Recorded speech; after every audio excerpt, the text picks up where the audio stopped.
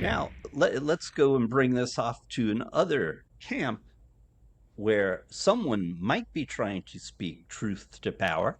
That's the Federal Reserve, not my favorite entity in the world. Jerome Powell came Mm-hmm. out last week and basically issued a very cautious statement saying we don't know what's going to happen midterm Mm-hmm. because of the tariff policies not having a final, well, a finishing line. Okay. We don't know what the results will be. We don't know what the negotiations are going to produce. Okay. And he spoke about the fact that he's not able to really, in his opinion, lower the interest rate yet. And Mm-hmm. Trump, sure as Hades, went off the deep end Mm-hmm. shortly after. And I've been predicting this for a while on this show and elsewhere that there is going to be a confrontation between Powell and Trump. And boom, here it is. Now, we have this long holiday weekend. It's quiet. We don't really have a lot of economic news coming out next week.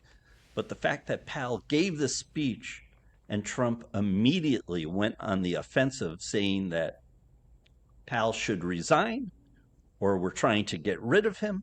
And apparently, there's some kind of battle starting to take shape regarding just it's taking shape regarding what the White House is legally capable of doing because it's supposed to be an independent agency, not really under the auspice, the power of the White House. Right. Although the president appoints the chair, the term is for longer than the president is elected.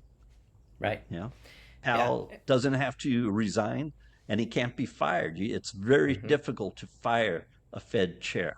Much Mm-hmm. easier to fire, I believe, the Treasury Secretary, and that would be Besant if he wanted.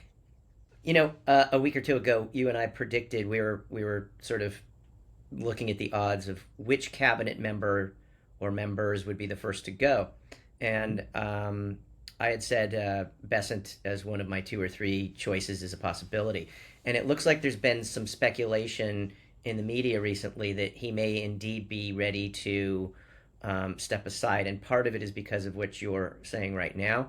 Of course, this is all speculation and rumor, but apparently he's not happy with the way things are going. That would be a very bad sign if Besant were to leave Yeah, yeah. within the next 6 months to 9 months. I mean, this is a job that someone wealthy like that might only want to do for 2 years. That I understand. But serving anything less than 2 years Yeah, would be seen as a negative, I yeah. believe. And then there's one more factor about Besant as well, which was reported yesterday. Mm. Apparently, so since in the 60 or 75 days or 80 days or whatever it is since we've been dealing with all this, they've had um, three different temporary directors of the Internal Revenue Service, the IRS. The third of those was appointed on Tuesday. Yesterday, Friday, he was relinquished of his duties. Really? Yeah, he was pulled out, and the speculation or the reasoning behind it is because there is an ongoing sort of under the water feud supposedly between Besant Mm. and Elon Musk, and apparently that guy was appointed on Tuesday at the insistence of Elon Musk, and I haven't read why he was not a good fit or why Besant went off on that appointment. As the Secretary of the Treasury, Besant has leadership over the IRS. They have purview over the IRS. It falls under the Treasury Department. And so basically, from what I've read, Besant feels like Musk and Trump went around his back, behind his back, to appoint To this do guy, what? Ah, to the head of the IRS temporarily. okay. That might be another motivating factor if Besant decides to step aside. We'll see. But it doesn't seem as if there's a whole lot of copacetic vibes going on over I wonder there. if it has something to do with the fact that Trump is talking about trying to eliminate the income tax sometimes. I could I be. mean, Yeah. as I said at the top of the show, he actually said he would like to get rid of income tax and replace Right. it with the tariffs, Yeah. as a way to pay off the bills for the United States. But then Mm-hmm. again, Mr. Besant will have to have lower yields on his treasury notes and bonds so they don't find themselves paying off odorous sums of money over the next 30 years, which the United States would not have if they run the country into the ground economically. Yep. But I don't think that's going to happen. I think there will be a sunny day. I think somehow, and I kid you not when I say this, I think that sanity will prevail in the end. Might not prevail for a couple more months, but I think we'll get there. I hope I you are hope so. right. I hope so. Ah, I really We do. all do. I We really all do. do. Yeah, because if this Gold. goes on too much longer, the bond Hmm. market becomes, I don't know at what point it becomes irreversible. And then we start looking at things like stagflation as being, like we talked about a few episodes ago, stagflation as being a real, clear and present danger that's already happening. And pretty soon we're in a darker recession than we might otherwise have been because the bond market can't reverse itself that Well, quickly. this is what Powell was essentially alluding to, trying to Mm, avoid the stagflation word when he was speaking. But he mm-hmm, was talking about the possibility of slightly higher inflation and an economy that is not booming. mm-hmm, And of course, that would put everyone under a dark shadow. mm-hmm, And the stock market doesn't like dark shadows. The mm-mm. price of gold, do you know what it is now? As of this weekend? I think it beat our predictions. Remember, we predicted what it might be, and then we had Barry on, and he was higher, and we're like, oh no, it wouldn't go there. Well, What it is it? wasn't. It wasn't. Barry didn't say it on the show, okay. Oh, But when I was speaking to him later, he essentially predicted to me that he thought gold would be at $3,500 by the end of June. Okay, wow. he didn't even say the end of June. Really, I don't think. He just said, "I think gold's going to go to 35." He said, basically sooner rather than later. Hmm. I said I thought it would go to 3,300. It surpassed that, Yeah, I as you said said. 3,200. You'll recall. Yeah, So it's 3,300 and essentially $30 this weekend. That's not bad. 3,300 and change, Yeah, and that's fairly quickly, just 3330. in the last 3330. 2 weeks. It could be. I mean, I hope I'm wrong here, but it could be that Barry was even lowballing Well, at that rate. it brings up the question if there's a global paradigm shift. We Mm-hmm. spoke about this last week. Are enough people nervous in other spheres, China, India, Japan, South Korea, Europe, some of the African countries, some of the South American countries, Canada, Australia, to get out of US investments because they have negative viewpoints right now? And if you do that, what do you go into to stabilize things if you're even worried about there not being a reserve currency that's going to be stable enough, or a Mm-hmm. reserve currency that you can find enough liquidity in to get out of quickly? Everyone likes the Swiss franc. That's my point here.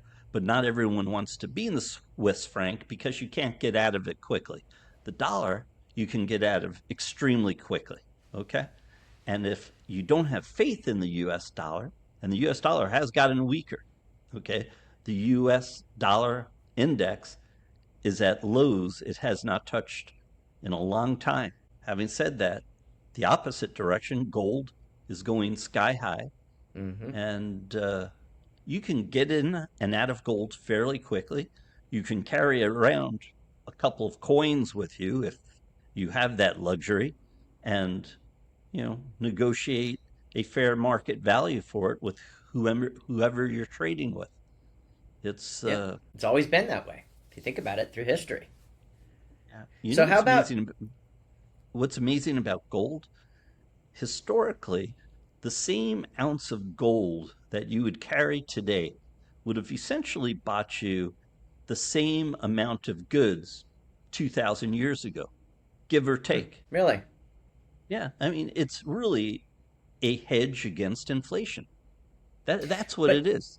I remember when I was a kid, before a little kid, so I vaguely remember this, or maybe I heard it in retrospect when I, had more of a brain in my head.